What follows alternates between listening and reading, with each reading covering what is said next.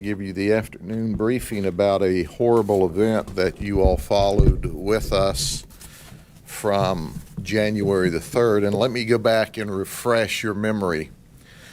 On January the 3rd at between 1:30 and 1:45 in the afternoon, a horrific event occurred at 7462 Berkeley Road in Polk City, where we found one person who we later determined to be William or Bill Reese, who was deceased from a horrific murder, and a friend that lived with him by the name of Kenneth Mayer was shot and left for dead at the residence. If you remember, at that time, we talked about how Kenneth had staggered out to the road, was leaning on to a large garbage utensil and trying to flag down help.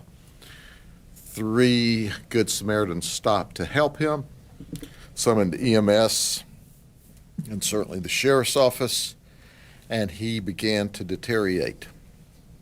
EMS rushed him to the hospital, where at Lakeland Regional Health he underwent surgeries and was in tremendously critical condition. Well, I'm here to report to you today he's still in tremendously critical condition.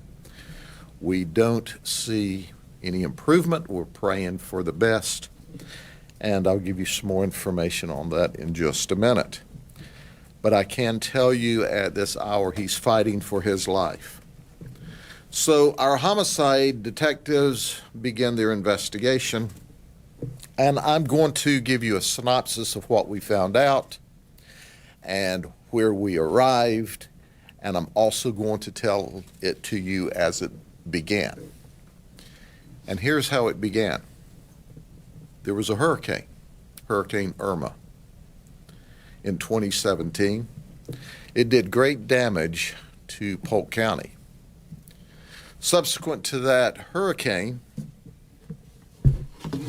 FEMA,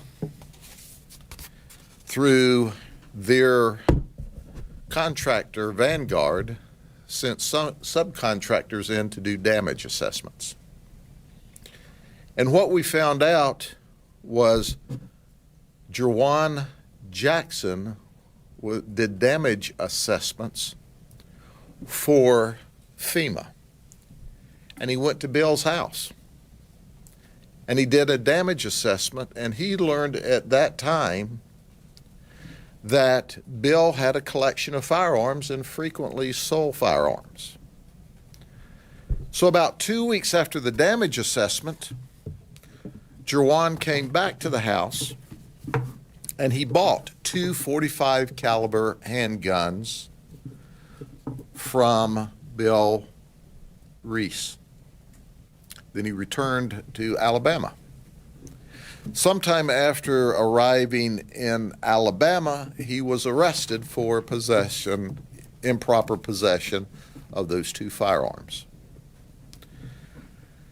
Time went on, and Jerwan told some of his buddies, hey, I know where we can go hit a lick, where we can commit a robbery, where we can get a lot of firearms. And he told his buddy, Kenley Campbell and Daryl Rankins, come on, let's go to Florida. And they conspired. They set their plans to leave Mobile, Alabama, in a small gray Chevy Sonic and drive all the way to Polk City, Florida, which they did. They arrived on January the 3rd at between 1:30 and 1:40 in the afternoon. And while they were riding down to Florida, they talked about the robbery, and they were going to rob if conditions were right. If not, he had the money to buy a gun.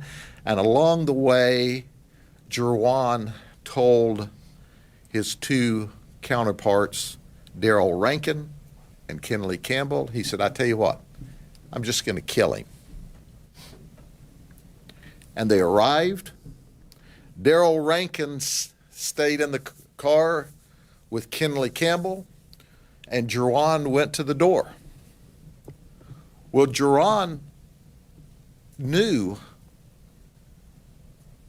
our victim.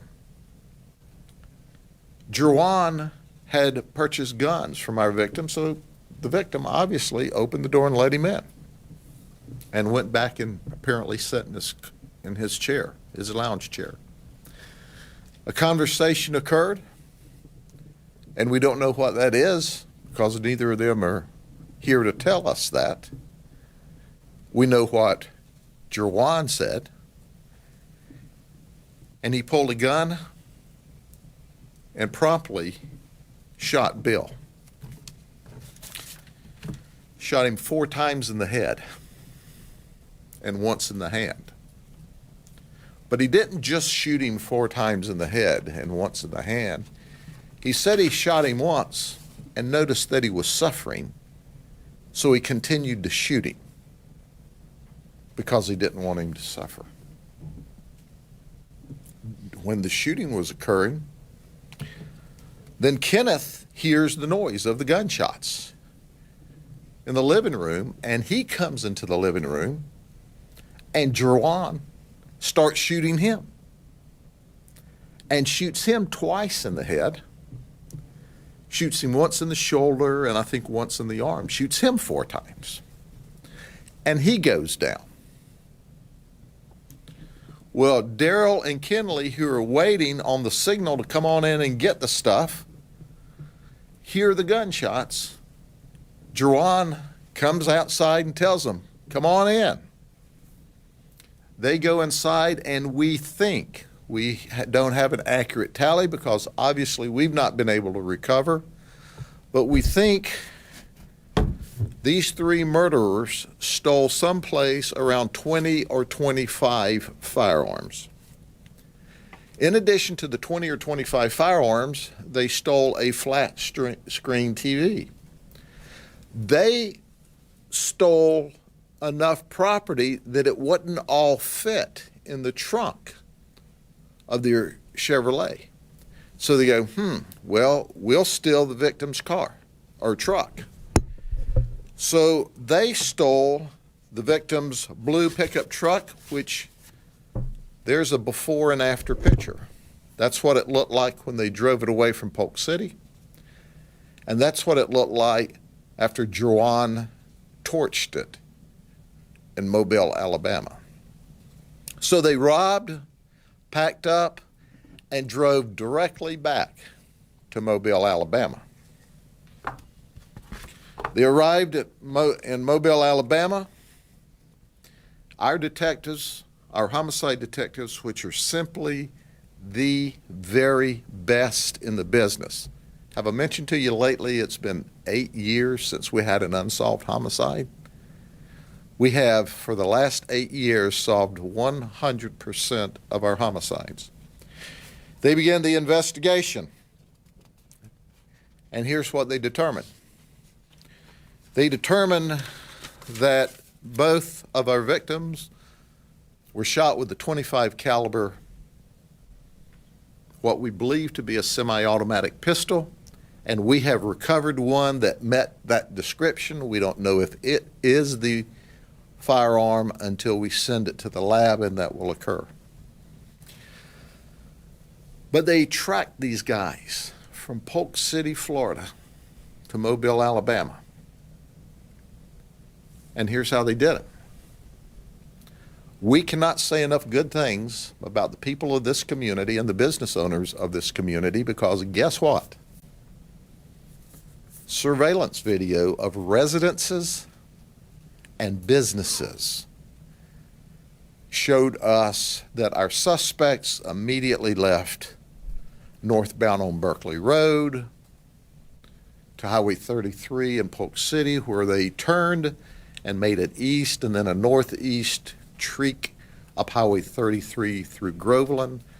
From Groveland, they went on Highway 50, and they worked their way back Highway 50 toward the north end of the state and ultimately back to Mobile, Alabama. It was an amazing piece of work by the detectives. They immediately contacted the Mobile Police Department and said, hey, we need some help. The Mobile, Alabama Police Department was just absolutely fantastic. they piled in and helped us. We identified Darrell Rankin, Jerwan Jackson, and Kenley Campbell as being the people who arrived in the Chevrolet and departed in the Chevrolet and the Dodge Ram. Kenley and Darrell are only 22 years old. The murderer is 18 years old. So here's what happened. We arrived in Alabama and we figured out that the owner of the car was Kenley. So we worked and we were able to arrest Kenley and Darrell, and both of them confessed. They told us exactly what they did. And they go, we aren't the shooter. Jerwan Jackson is the shooter. Well, of course, as detectives, they think, yeah, that's convenient. He's not here to tell his story, but that's okay. They confessed. They're the ones that said, Jerwan said, here's where we can go hit a lick. Kenley said, I've got the car. They put their plan together. They drove to Florida. Jerwan says, wait here for me.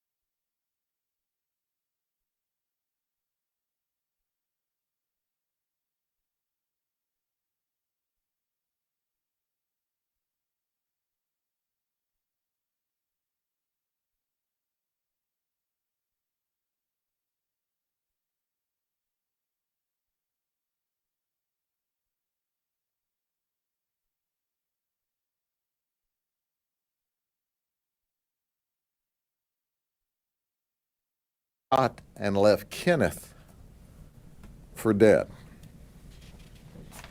He then said that when they arrived in Alabama that he sold the guns and the flat screen television on the streets in Mobile and burned the truck up. We have recovered the clothing we believe was used in the murder, guns, rubber gloves that they actually purchased and took with them to the murder. We've recovered about 1,000 rounds of ammunition, obviously their electronic devices. We have recovered what we think is clothes with our victim's blood on it. Now here's the thing that's interesting. So the murder weapon, where did it come from? Kenley bought that murder weapon on the streets of Mobile and then sold it to Jerwan for about $25.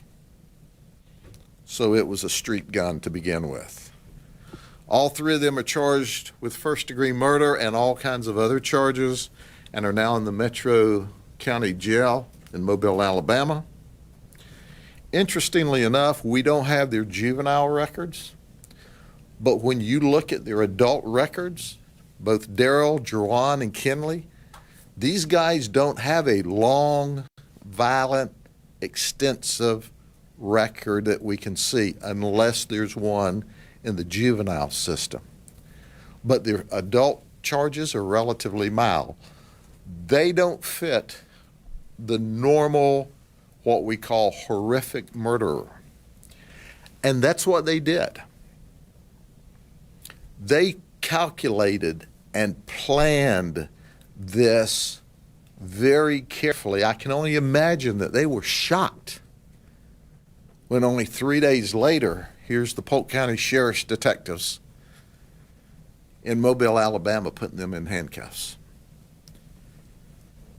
I can tell you that when you look at this case, as I've had the opportunity to be involved in it, and you see here's two guys minding their own business, no one out here selling drugs, violating the law, just the man he's a hobbyist and he buys and sells guns perfectly legal. We've not seen that he did any illegal purchases or sales.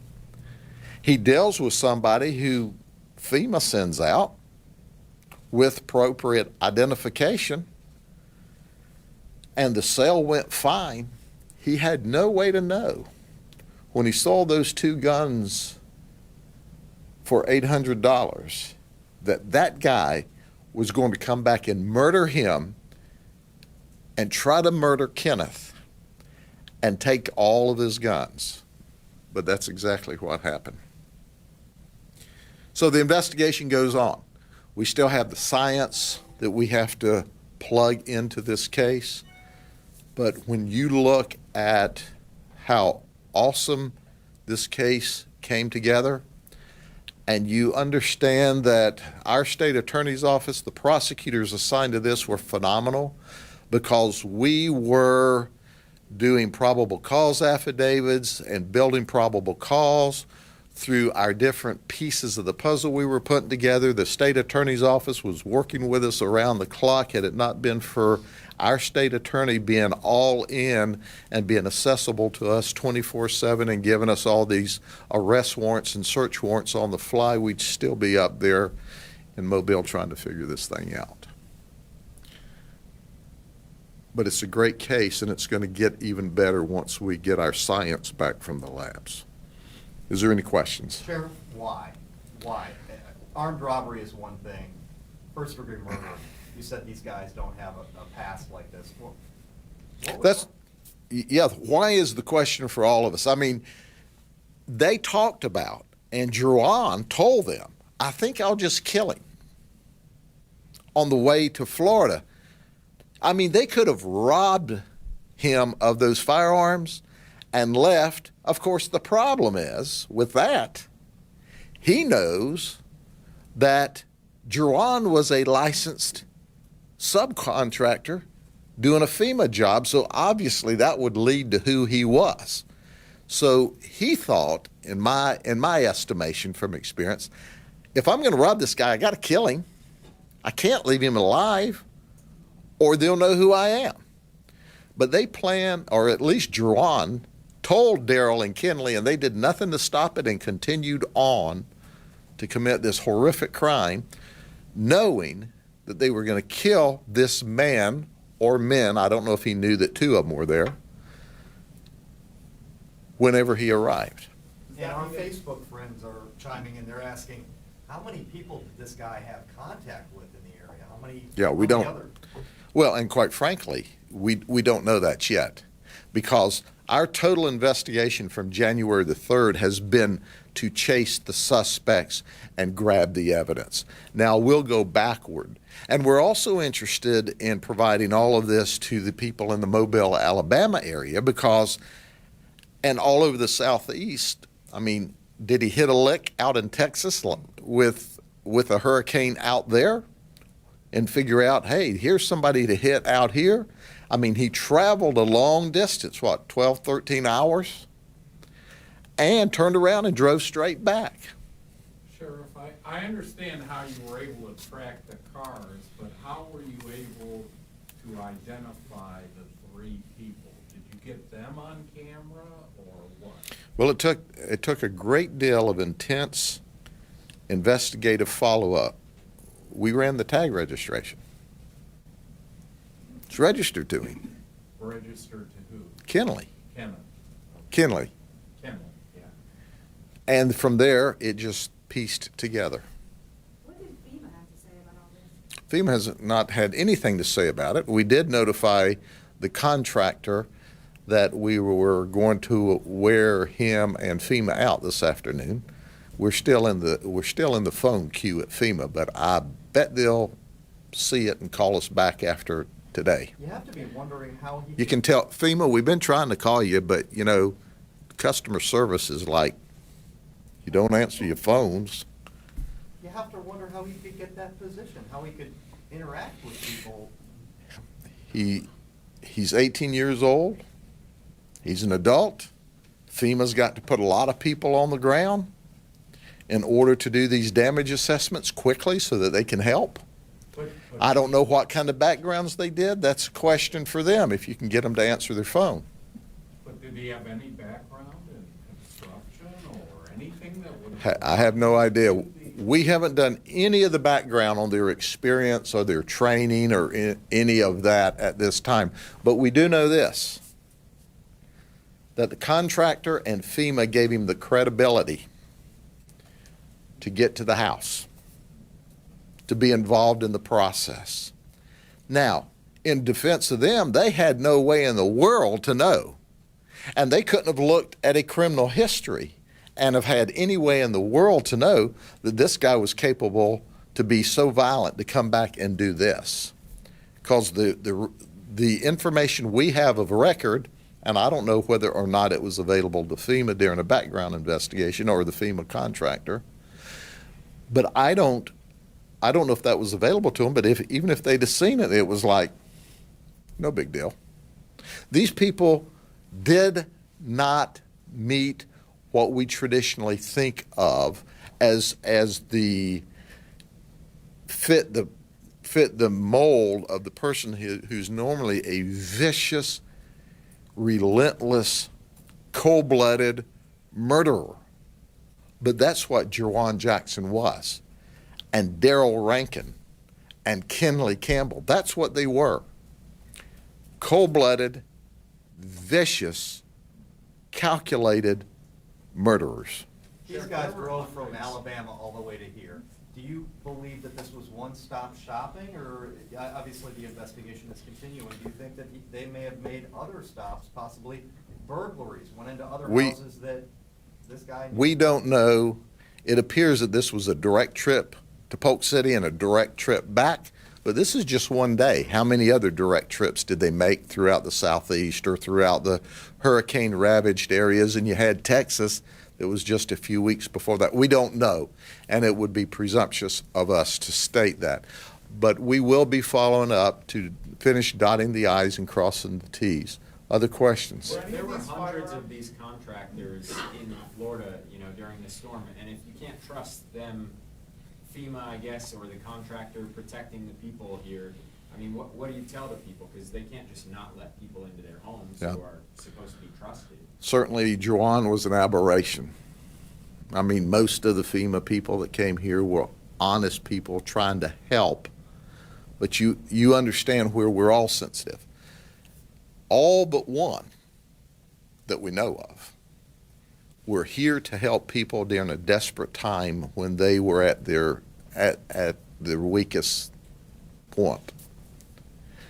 But here's one subcontractor that took the opportunity to not only buy the guns, but to figure out there's lots of guns here and I can steal them all. And you can't rationalize that because he, in his mind, knew he had to kill this man or men because otherwise, you know, it is a big, broad highway from the suspect to the victim if you just go rip off his firearms because we know who he is. We got all kinds of FEMA documents. Firearms. I was gonna ask, do you have any idea about, like, the street value? I mean, it's hard to, I'm sure, calculate exactly what that would be, but the street value roughly of those 20 to 25 firearms? Like, what they thought they were going to get? No, what they were going to do is turn around and sell them on the streets, and I have no idea what they were going to sell them on the streets for, but you know, you understand that if you have 20 firearms and they bring you, you know, $300 or $400 or $500, in our world, it's not a lot of money. Maybe they thought 20 or 25 firearms was going to make them some kind of rich, but it got them in some kind of jail for the rest of their lives. These folks are done. These folks are vicious, calculated murderers, and our goal is to make sure they never walk the face of the earth free again, where they'll have the opportunity to murder others. And like I said, we've got one murder now, one attempted murder, and he's literally fighting for his life every day. And we're told, and it's limited information that I can give you, that he is still extremely, extremely critical. How worried are you? You only recovered 6 guns. You fear there might be 25 or more out in the streets. How worried are you about that? There's a possibility that Mobile has approximately another 15 to 20 firearms on the streets of Mobile, Alabama, and they didn't go to Sunday school teachers. They went to criminals and criminal elements, and will show up at some point in time in and around Mobile and maybe across the United States involved in some other criminal conduct. We also have with us today Bill's daughter, Katrina Urso. She lives in Tampa. Katrina and her family came to be with us today to hear the press conference and hear for the first time the details as I've described them to you, although our homicide detectives have been in close touch with her. But Katrina is ready to come speak to you all today. Katrina, you want to come on up? And her husband.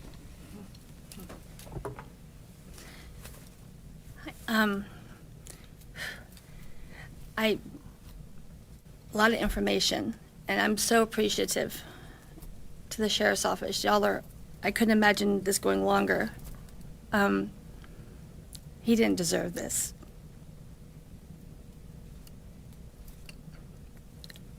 And I'm grateful that they were caught, and we can just start to mourn my dad, grandpa, son.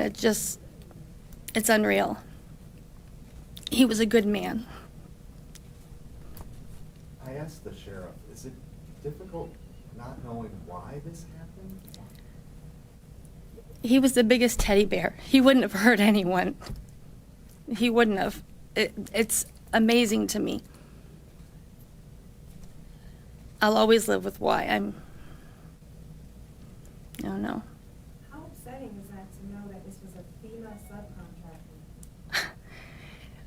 My dad, he's really big into ham radios, and he would help people, like for Hurricane Andrew. He would go for hurricane relief and like set up the communication and it's kind of ironic that but he wouldn't want people to think, oh, it's bad. I mean, there are good people. Do you know how long he was selling guns? It was a hobby. Recent? It was a hobby. It was my whole life. It was gun safety. Like, my brother was a explorer, and like it was just my kids. It was very. He was an advocate, like being safe and being responsible, and he wasn't a gun collector, and he had a lot. He's like, I don't need all these, so he started, but it was not like something he advertised to everyone. He was very conscious about like being safe and being responsible, and so it wasn't like that was his job. It's just he loved. It was But a he collection. wasn't selling them as long as you know. He didn't sell like all the time. It Yeah. wasn't like it was just he had a lot, Okay. and he's like I don't need all of them. I'll start getting rid of them. How do you wrap your head around the fact that this was someone who was supposed to be helping him and then could turn around and do the exact opposite of that? To be honest, it makes more sense because I'm like, he's a smart man. He's not just going to let anyone in his house. He's not going to invite a stranger, here, come look at my guns. He wouldn't do that. So it kind of makes me feel a little better to know that like that piece of the puzzle, that wasn't him. And now he trusted someone and this man's here to help me. And I help people in the hurricane. That makes sense. It makes so much more sense. It's hurtful. There's bad people in the world. Not everyone's bad. What do you want people to know about your dad? He was a good man. He was a great grandfather. He loved motorcycles. He loved Facebook quizzes. He liked, and Ken is an amazing man. He has treated my kids like they're his grandkids. And they didn't deserve this. Gentle teddy bears, and a lot of information to process, but it's awful. Was Ken his caregiver? Ken was his best friend, and they were roommates, and Ken, I don't know what we would, he was such a good friend. He did take care of him. It wasn't a job, it was a friendship, and they're both, yeah, he's a good man. How long had he lived?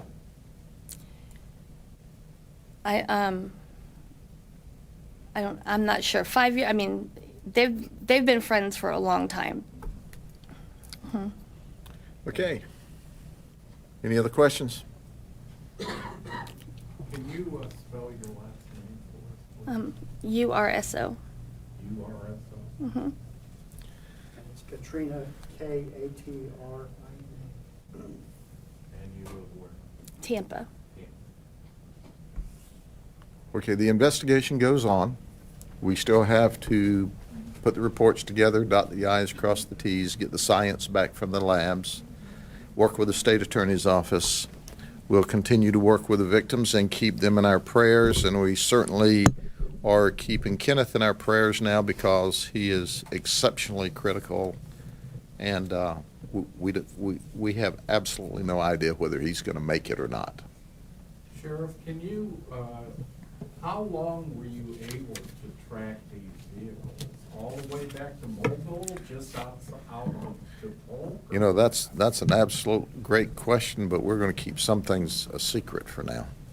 Can you tell us how many? More surveillance than units- just the Polk County border, would that be a fair statement? Well, if I were to tell you, that might be a fair statement, but I'm not going to tell you. Are there any federal authorities involved? I mean, other obviously than like FEMA was somewhere involved in this Yeah. situation. No. Not the marshals, not. The marshals helped us catch our third suspect. The marshals were totally awesome. As you know, we have one of our deputies on the marshals task force. The marshals are the best in the country at catching wanted people. And when we wanted them, the marshals piled in there with us and with Mobile PD, and working together, we got them in custody. Do you know where he was? He had a couple of residences, but he was near one of his residences, actually in the car with his brother, who had an outstanding warrant, and his mother at the time of his arrest. And by the way, the work was remarkable. The fact that Mobile PD has their own caseload. They've got significantly more homicides than we do, but they stopped their work to help us, and I can't say enough good about that. But this could have been a very challenging case, except for the talent of our people and operating with a sense of urgency. And it absolutely, when you go looking at what we call the profile of a vicious murderer, these three guys don't meet the prerequisites to be put in that position, but they are now. They're now cold-blooded, calculated, vicious murderers. And just to clarify, he had no criminal record that FEMA could have found? Or- There was some criminal record, but it was minor as an adult. I don't know if he had a juvenile record. It's not accessible to us. Say minor, like shoplifting? Yeah, we can get that to you. We'll get it to you. It's pretty minor. So could you see why FEMA would accept him as a contractor? But you'll have to ask FEMA why they accepted him as a contractor. I can tell you that, you know, and on balance, you got to understand that FEMA came in here and did a lot of good work. And if FEMA had have been able to tell in advance that this guy was a calculated murderer, they certainly wouldn't have hired him. And he had done nothing that I see at that point to give anybody any indication that he was capable of doing that. Sheriff, can you tell us just approximately how many surveillance videos you looked at in terms of businesses? More than one. Hundreds? More than one. Dozens? More than one. All right. Can you tell us, before we wrap up, can you tell us? I can, maybe I can, and maybe I can't. Are the men still in Alabama, or are they here now? The men are still in Alabama at this time. When will they be extradited? Whenever the paperwork is processed, and they also have a right in Alabama to fight extradition or waive extradition. If they waive extradition, they will arrive in Polk County sooner. If they fight extradition, it will take longer because there will have to be some court hearings to move them across the state Can line. you give us